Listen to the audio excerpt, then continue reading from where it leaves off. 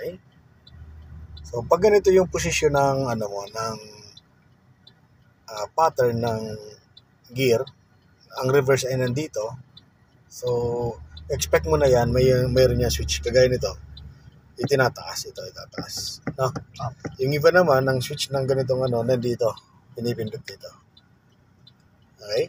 Kasi pag hindi mo itinaas ito, basta mo lang iningina niya, ipinasok, gano'n, ang pasok niya sa first gear lang. Okay?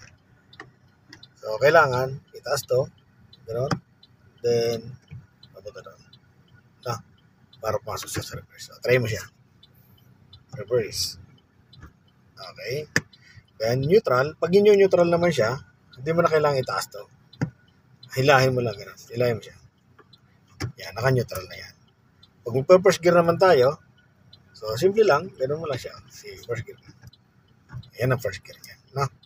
Para hindi ka malito. Kasi minsan, akala natin, iisa yung pattern ng mga cambio, yung setup. Pero nandito lang yung iba. Yung iba nandito. No? Kung pag nandito yung reverse niya, syempre gagawin mo lang yan. No? Ito naman kasi, kakaiba yung setup niya. Pero same din naman yan.